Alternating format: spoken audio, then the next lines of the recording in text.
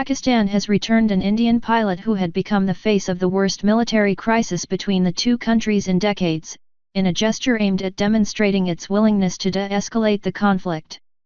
Wing Commander Abhinandan Varthaman, who was shot down during the first publicly acknowledged dogfight between the countries in 48 years on Wednesday, was returned to India at the Wagah border crossing in Punjab on Friday evening.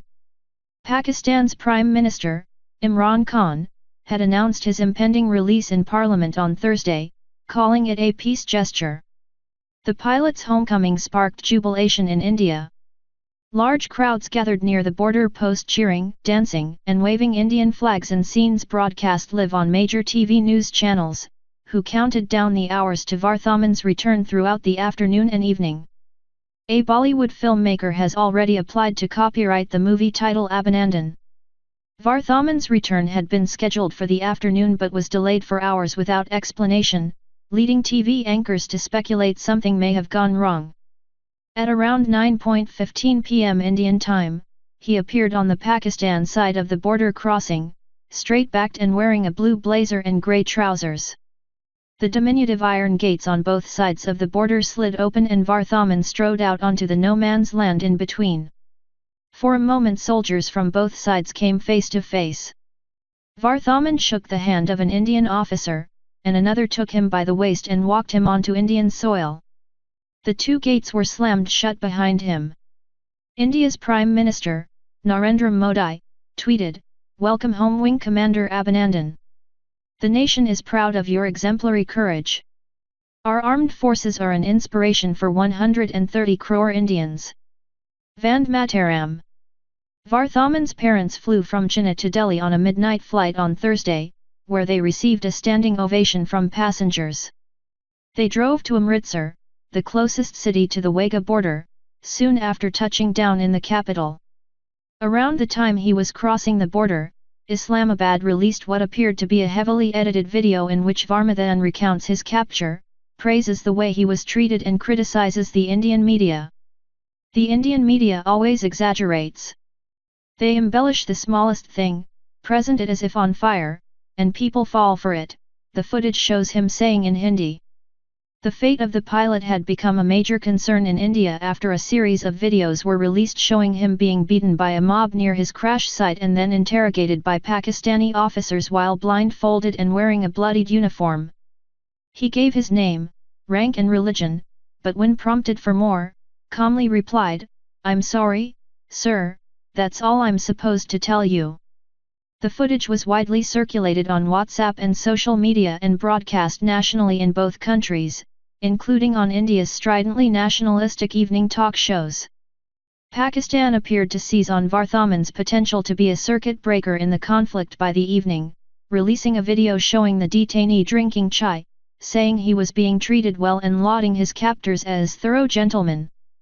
"The tea is fantastic," he added. India had lodged an official complaint about the vulgar display of the prisoner in the videos and demand his immediate return without conditions. Kashmir, a Himalayan region the two countries claim in full but rule in part, has been the trigger for 3 India-Pakistan wars since 1947. The pair regularly trade mortar fire over the heavily guarded line of control separating the two armies, including on Friday as Varthaman was being repatriated.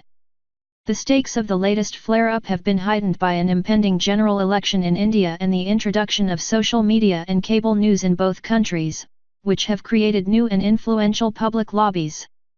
False news and videos including of pilots killed or injured in earlier accidents and supposed footage of India's strike on Pakistan that later turned out to be a clip from a video game were also widely circulated.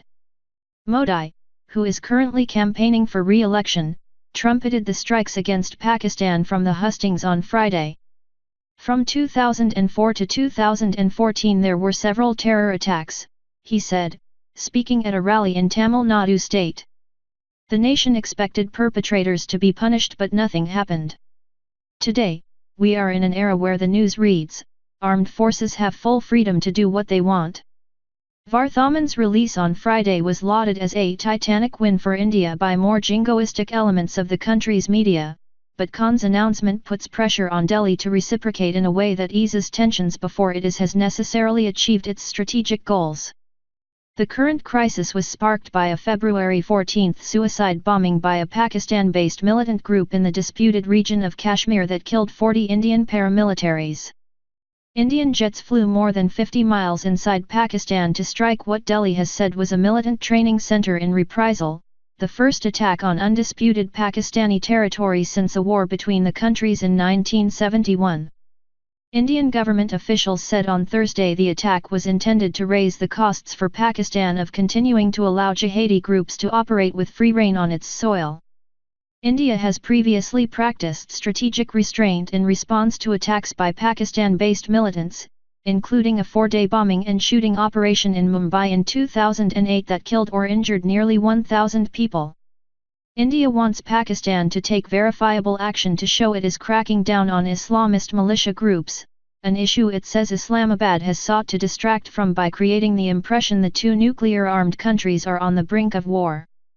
Pakistani jets struck Indian territory near Kashmir's ceasefire line on Wednesday morning. Both countries say they shot down an opposing jet in the ensuing aerial combat, including Vardhaman's, which landed in Pakistan-held territory. The clashes led to the closure of airspace across Pakistan and northern India, leaving hundreds of passengers stranded as airlines cancelled flights to the region or scrambled to find alternate routes. Shah Mahmood Qureshi, Pakistan's foreign minister, was asked by CNN on Thursday night if his country would arrest Mahmoud Azhar, the leader of the militant group Jaish-e-Mohammed, JEM, which claimed responsibility for the attack on the Indian paramilitaries. According to my information, he is very unwell, Qureshi said. He is unwell to the extent he cannot leave his house. India has given Pakistan a dossier of evidence on the involvement of Azhar and JEM in the plot. Qureshi has said he would examine the dossier but told CNN that India needed to give us evidence which is acceptable to the courts of Pakistan before it arrested the militant leader. Pakistan has not explained why more evidence than JEM's claim of responsibility would be necessary. The country's climate change minister, Malik Amin Aslam, told Reuters on Friday he planned to lodge a complaint against India at the UN, claiming its airstrikes had destroyed pine trees in a forest reserve. What happened over there is environmental terrorism, Aslam said.